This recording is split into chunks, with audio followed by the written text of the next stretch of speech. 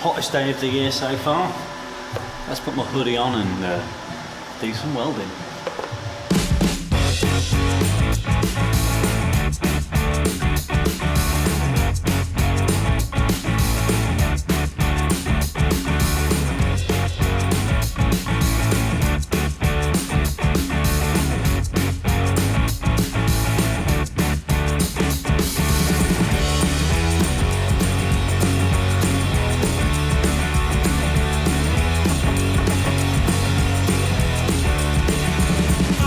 Okay, so more work completed on the AllegRo now.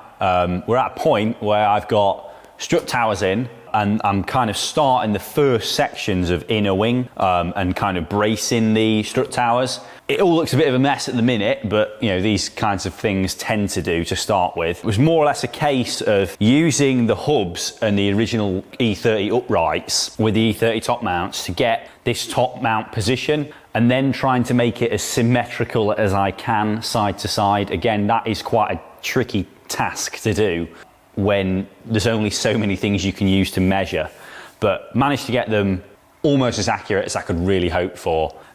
So that then sets the positions of these turrets and top mounts. And then it's a case really of filling in the blanks with these inner wing sections.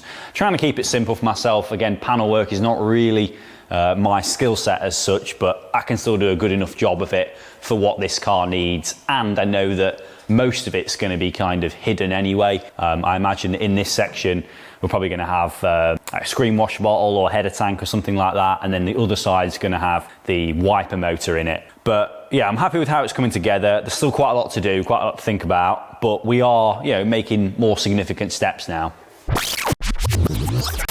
Right, so now we're on with what will be the strut tops and the turret, basically. Because we've done the lower arms, and that forms obviously the lower section of mounting the hub knuckle, but then on a McPherson strut setup, the upper mount is the top mount of the strut. So I mentioned previously that because this is set up at ride height, we need to calculate where the shock travel is in terms of, we need to leave room for bump and droop. So generally that calculation is like you'd leave 1/3 of the shock absorber travel for droop and then 2/3 for bump. So bump being when the wheel goes up into the wheel arch and droop being when it comes down. So like when you're cornering or, you know, obviously the suspension travel needs to be able to go up and down. So I've got this set at the minute where, that's why I've taken the spring off so that I can actually compress it. I've compressed the shock absorber down 1/3 and that leaves me with the strut top height. We've got these adjustable strut tops, which I've already cut out a circle, which is going to maybe form the top of the turret. I just needed to start with something to see what it would come out like, basically. Sometimes it just you start formulating ideas that way when you can kind of have something to visualize. So I'm going to try and do just like basically like a normal round turret, really. The AllegRo has no turret because it's a hydrogas car, a bit like when I did the Princess. So we've got to kind of fabricate a full turret into the engine bay, and I'm going to try and do it and keep as much of the AllegRo engine bay shape as possible. So where where this right angle comes out from the bulkhead, I'm going to extend that forward, and that will then form part of this turret. So I've got these circles cut out, which is about a 7-inch diameter-ish, and that obviously just goes on the top. Now, the measurement for this is going to be really critical, and again, this is where the jig comes in, because we can measure everything off the jig. I can kind of do a plumb line and get it all square side to side, because obviously it's really critical that, you know, the turrets are in the same position, because not just from a suspension point of view, but that's going to be a super aesthetic thing in the engine bay. It's going to be something you'll kind of see.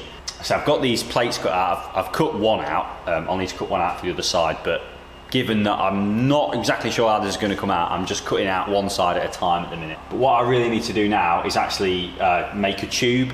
You can't really buy a tube, like mild steel tube this big. You can, but not when you only want a short piece, and I don't really want to buy like a full length of tube because I've no idea when I'm going to need that diameter again. So I'm actually just going to cut out a piece of sheet, and I'm going to roll it and then weld it up, and that'll form the tube. I'll then be able to attach that to this top mount piece I've already made, and then we'll kind of temporarily attach that to the chassis leg, and then think about this inner wing section.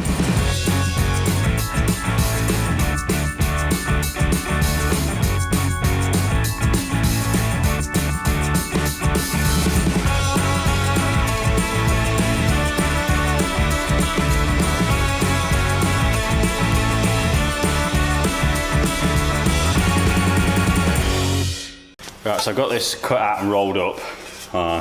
It's not perfect, but you know, these things rarely are when you're trying to make something you're not really sure how it's going to come out. But yeah, basically that'll weld down that seam. That's easy enough. And I'll put the seam like in the orientation you won't see it the most. I mean, it'll be welded nicely, but still, I'll probably have it like pointing to the back or something like that. So that essentially will drop over there, like so, and then top mount will be on top, attached to it. So that'll all be welded together. Like I said, this position, the kind of angle that the strut is at is kind of fixed by the geometry that we're going for. It's like our base geometry, and then it's all adjustable at the top. So yeah, I'll get this tacked and welded together, and then we'll figure out a way of temporarily attaching it to the chassis leg before we think about how we're going to make this in a wing section. Probably get some card out and stuff like that.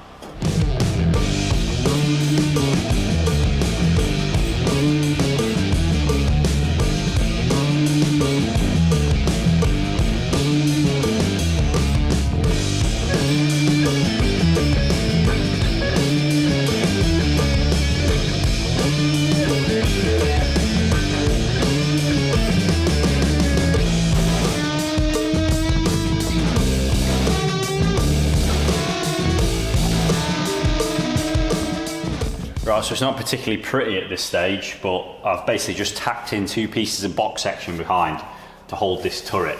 Now, it's taken me about an hour to get this to be in, I guess, the closest possible position I can measure it. Like when I did the Princess, because I started out with a car, I kind of made a reverse jig. I don't know what episode that was. I might be able to remember and put it in the description for this. I made like a reverse jig, which kind of bolted on the car body and located this strut top position, because it's really crucial. Well, of course, we haven't got that. We're using loads of components from loads of different cars. So we're just trying to kind of get it in a position that's going to be, you know, most suitable and accurate for what we're using it for. You know, it needs to be more or less zero camber to begin with, because again, we can adjust all that on the strut top. Caster adjustment is limited, so I have leaned the strut top back about 5 degrees. Again, we'll be able to kind of zero that out or go for more if we want. But as it stands at the minute, this is the first time I've been able to actually rotate the hub without the jig on.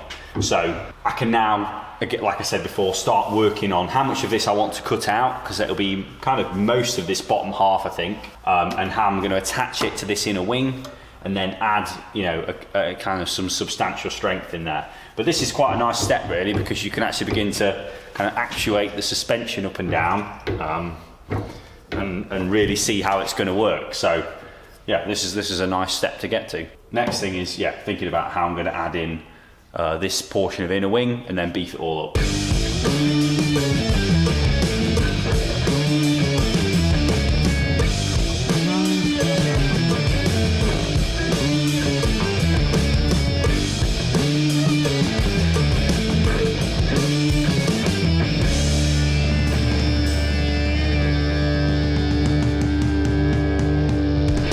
It doesn't look that complicated, but it kind of is to get all of the panel fitment right. I'm only a few millimeters out on this, but I don't want to have to spend, you know, iteration after iteration just trying to get this panel right. I could make this so much simpler by just making it as 2 pieces. So that's what I'm going to do. I'm going to do this side piece as a piece on its own, and then this bottom piece as a piece on its own. Because actually, now that I've made this up, I can see that I could extend this right down as the same panel as well. So yeah, I've still got my same piece of cardboard, and that'll work for both. But yeah, I'm basically just going to cut this piece off of here, leave myself a return lip, and then yeah, we can get that tacked on and think about making this one as well then. I've got this panel like cut, folded top and bottom now. It's a bit tricky this really, because I know this isn't going to match the original profile of the wing. I kind of don't need it to, because the wing and the whole front end is going to like flip away. But I do know that I might end up cutting this down in order to get the wing to fit on. I'm just trying to solve one problem at a time. Like I said, this isn't the way I would have preferred to do this, but the wings have already been cut. So we kind of have to, you know, do it a bit more difficult way, I guess. I don't know how this is going to look on the inside yet, like when the wings are on it. But everything can always be changed. This is the thing, it's sometimes just important to just, you know, get cracking and see what you end up with. So yeah, I've got this clamped on, I'm just going to whack a few tacks on and then we can focus on that piece on the inside.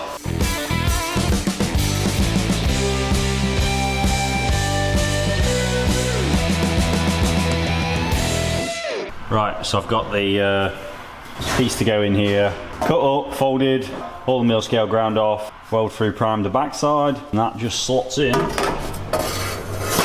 there. So I'll tack that on now, and then I can think about probably starting on the other side, to be honest, or maybe getting it fully welded up. I'm not 100% sure yet. I've checked all the suspension articulation, everything works, so yeah, I'll probably get it all welded up, chop out all of the front that I talked about before, like all of the kind of front end of the turret, which we won't need because it obviously has some strength in it now. And actually that should really help stiffen up this chassis leg. And if, hopefully at some point I'll be able to think about taking the supports out, and then we really won't need the car and the jig at all anymore, so it'll have done its job.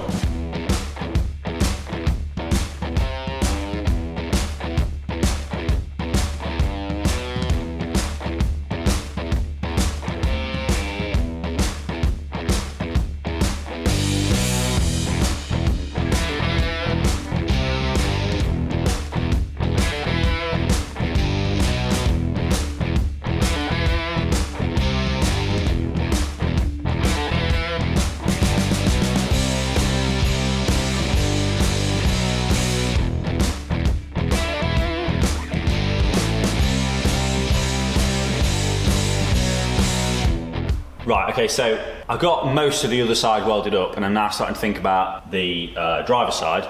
But one of the problems I've got is obviously the top of my new panel doesn't match the profile of the wing as the wing kind of comes down, because it like obviously tapers down. It's not completely square across like I've done it. And I knew that, but I couldn't really work out the easiest way of figuring that out, I guess. But I've had a bit of a think about it, and I kind of think before I do this side, what I should probably do is I've got a piece of card, and I'm just gonna put this piece of card behind here. Hope that makes sense. And then I'm gonna draw a line underneath the wing. And as long as this piece of card is square against the car, it should allow me to get the perfect wing profile. So I'll like Sharpie that now and then have a look, and hopefully it's right.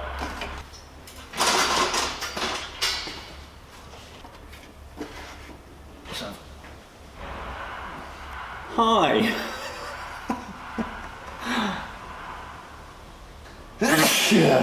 Don't sneeze in this position, bang your over about everything.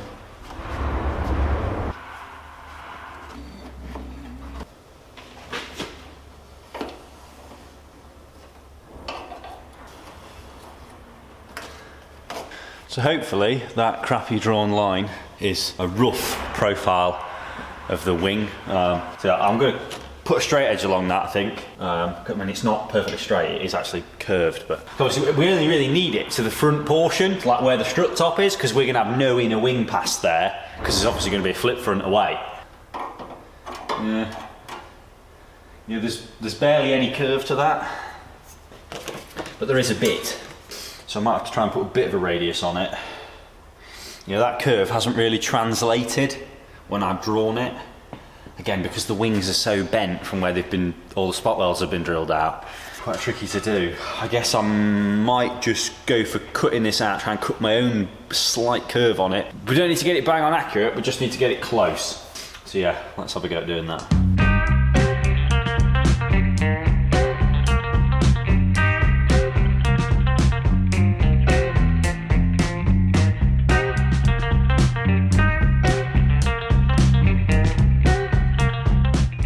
Okay, so I've got this now with the slight profile on it, and I did it on the other side so it matched up with this original seam. So again, assuming the AllegRo seams are symmetrical both sides, it should be fine.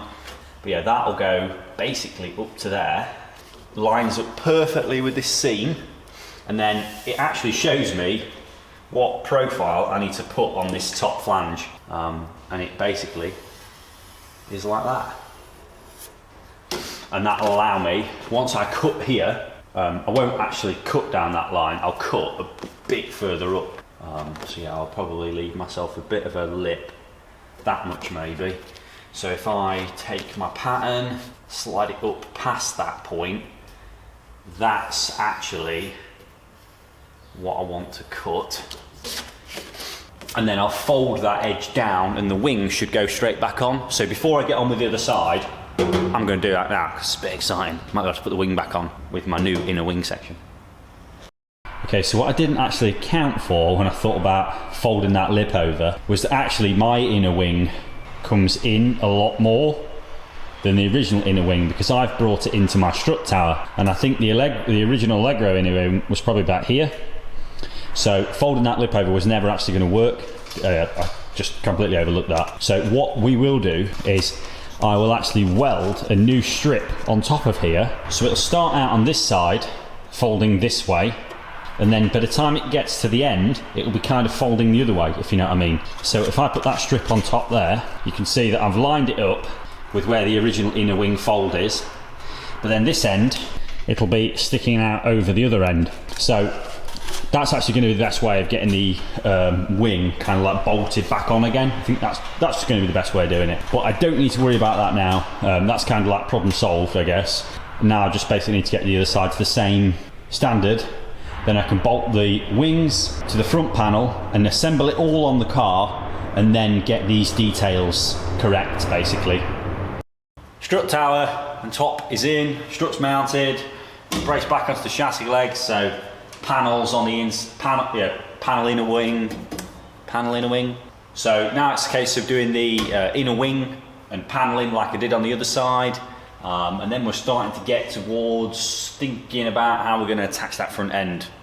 One trick that I do when I'm making cardboard patterns is I get like the rough shape in cardboard that I need, and then I actually use tape around the edges to get like the edge exactly right up to where it needs to be, because you can kind of just put the tape over on top and just line it up, and that's like what I've always found to be the quickest way of getting a really accurate pattern.